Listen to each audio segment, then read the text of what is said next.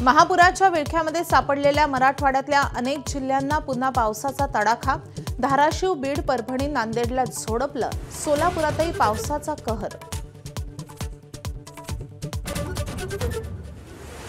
छत्रपती संभाजीनगर जिल्ह्यामध्ये पावसाचं थैमान। अनेक भागात घरात आणि सोसायट्यांमध्ये शिरलं पाणी। महामार्गावर वाहनांच्या रांगाच रांगा।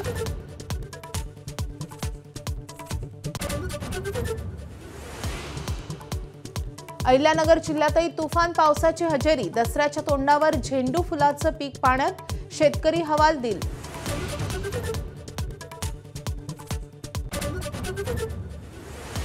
मराठवाड्यातील अतिवृष्टीचा मुख्यमंत्र्यांनी घेतला आढावा। फडणवीसांची नुकसानग्रस्त भागातील जिल्हाधिकाऱ्यांशी चर्चा।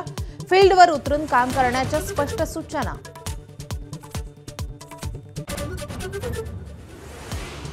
मुंबई, पालघर आणि रायगड जिल्ह्यांना पावसाचा रेड अलर्ट। अनेक सखल भागामध्ये साचलं पावसाचं पाणी। वसई, विरार परिसरातही रस्त्याला तळ्याचं स्वरूप।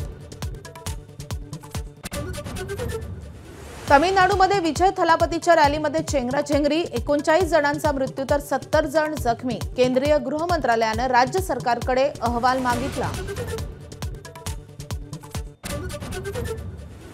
चेंगराचेंगरीतील मृतांचं पार्थिव कुटुंबियांना सुपूर्द। मुख्यमंत्री स्टॅलिन यांच्याकडून कुटुंबियांना प्रत्येकी 10 लाखांची मदत जाहीर, तर विजयकडून प्रत्येकी 20 लाखांची मदत देण्याची घोषणा।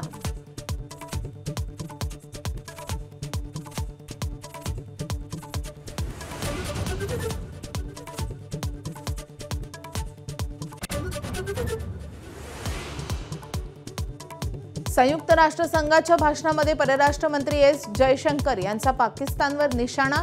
आमचा शेजारी देश दहशतवादाचं केंद्रस्थान, तर जगभरातील मोठ्या दहशतवादी हल्ल्यांचं उगमस्थान याच देशात असल्याचं विधान।